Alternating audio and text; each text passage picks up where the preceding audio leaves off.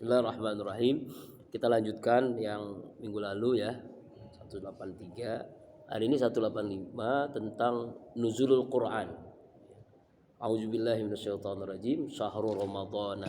Bulan Ramadan itu allazi unzila fil Quran, diturunkan Al-Quran. Inilah diantara keistimewaan Ramadan, ya, yaitu diturunkan Al-Quran.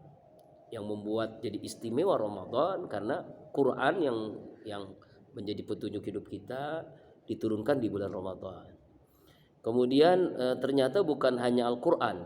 Sebelum Allah turunkan Al-Quran pun di dalam tafsir Ibnu Katsir misalnya dijelaskan, kitab-kitab lain pun diturunkan di bulan Ramadan.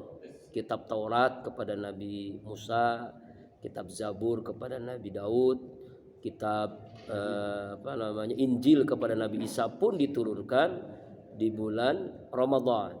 Sebagaimana dalam tafsir Ibnu Katsir dijelaskan bahwa Taurat diturunkan di tanggal 16 Ramadan, Injil di tanggal 13 Ramadan. Kemudian kalau Al-Qur'an, kalau dalam tafsir ini 24 Ramadan. Tetapi yang jadi populer di kita ini adalah 17 Ramadan. Ada istilah nuzul Quran, ada Lailatul Qadar. Di mana bedanya? Sama-sama turun Al-Quran. Bedanya kalau Lailatul Qadar itu turun sekaligus dari Baitul Izzah ke langit dunia. Sebanyak 6.000 ayat lebih. Nanti saya jelaskan jumlah ayatnya. 114 surat 30 juz itu turun sekaligus. Itu namanya Lailatul Qadar. Sedangkan nuzulul Quran, turunnya Al-Quran ketika Rasulullah berada di Gua Hira. Ya, turun surah Al-Alaq, Iqra dari ayat pertama sampai ayat kelima. A'udzubillahi minasyaitonirrajim. Iqra bismi rabbikal ladzi khalaq, khalaqal insana min 'alaq. Iqra wa rabbukal akram, alladzi 'allama bil qalam, 'allamal insana ma lam ya'lam. Kemudian jumlah Al-Qur'an ini ada tujuh pendapat. Menurut para imam qura, para ulama-ulama Al-Quran menyatakan ada tujuh pendapat turunnya atau jumlah ayat. Ini sebagai pengetahuan ya. Menurut Al-Madani Al-Awwal sebanyak 6.217. Riwayat lain mengatakan 6.214. Al-Madani Al-Akhir ya itu 6.214. Ahli Mekah menyebutkan 6.210 ayat. Ahli Basrah ini di Irak 6.204 ayat. Ahli Damaskus 6.227 ayat.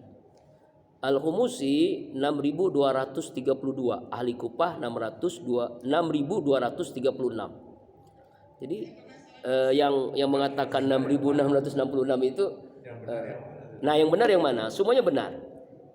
Tadi ada yang menghitungnya begini. Al-Fatihah itu misalnya Bismillah termasuk ayat. Ada yang mengatakan Bismillah bukan termasuk ayat.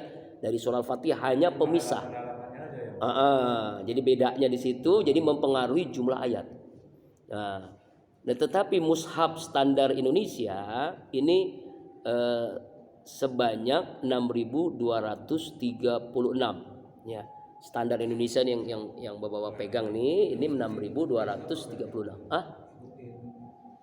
Sebenarnya sama sebenarnya, karena bedanya nanti. Nah, nanti kan pernah kita bahas dulu soal Al-Fatihah ya. Makanya kalau menurut mazhab Maliki itu bismillah itu bukan termasuk ayat Al-Fatihah contohnya ya. Ini contoh sederhana. Makanya kalau kita sholat di sana tuh Masjidil Haram, Masjid Nabawi itu tidak menyebutkan bismillah kan? Ada yang mengatakan bacanya sir. Tidak dijaharkan. Ada memang sama sekali tidak. Langsung alhamdulillahirabbil alamin. Ya gitu. Apa ya? Anak saya gitu. Ya enggak apa-apa. Ya enggak masalah. Enggak masalah. Itu yang membuat nanti berbeda. Itu Muhammadiyah. Nah begitu, beda rekapitulasi. Oh iya benar. Imam mazhabnya beda. Artinya nah dijaharkan. Syafi'i benar dijaharkan. Ya dijaharkan. Mesir dijaharkan ya. Mesir sama Indonesia sama ya. Mesir dijaharkan. Jadi mushaf tanah Indonesia ini mazhab begitu pendapat Kufi. Iya. Iya, Imam Maliki, Hanafi enggak. Kalau Hanafi itu banyak kan di negara-negara apa namanya? India ya. India, Pakistan itu Hanafi. Kalau Afrika sama kita sama ya. Syafi'i, Mesir. Ini 6.230. Kalau tidak salah ya, atau kita cek aja, lihat ya. Cek sendiri Al-Qur'an yang kita miliki, coba jumlahnya berapa. Insya Allah 6.236 ayat. Kemudian bulan Ramadannya sendiri itu mulai kapan ya? Kenapa? Karena kalau penamaan bulan-bulan Ya. Hijriah itu kan zamannya Umar bin Khattab. Iya, iya. Nah, kok bisa ada yang tahu bahwa Al-Quran, Taurat itu diturunkan di bulan Ramadan? Nah, di mana? Ini Kan belum ada bulan Ramadan. saya tidak tahu persis ya, hanya membaca dari tafsir Ibnu Katsir, ulama terdahulu ya, yang mengatakan bahwasanya Taurat, Injil, Zabur diturunkan di bulan Ramadan. Apa penamaannya Ramadan wallahu a'lam. Saya tidak tahu persis. Saya itu orang tersesat. Iya, apa betul? Saya itu selalu tersesat di pikiran saya. Pikiran saya. Tersesat gimana Mas? Tersesat. Contoh misalnya Iya. tadi mendengarkan Ustaz Iksan Iya. bahwa Allah itu pada kiamat Allah menggenggam bumi dan menggulung langit dengan tangan kanannya. Di situ aja saya udah nggak bisa menerima. Kenapa? Karena kita menganggap Allah itu manusia, punya tangan, punya gitu.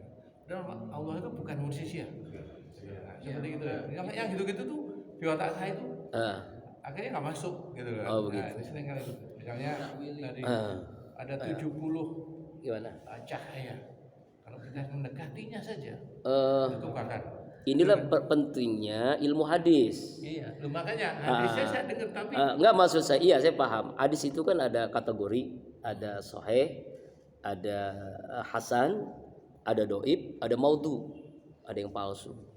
Bahkan almarhum Profesor Ali Mustafa Yakub itu menghitung banyak sekali hadis-hadis bermasalah di bulan Ramadan, hadis-hadis palsu. Saya tidak tahu ini riwayat siapa. Jadi kalau namanya Palestina itu, Allah SWT menggenggam bumi pada hari kiamat. Maksudnya ditakwili kata para ulama bukan menggenggam dengan tangannya.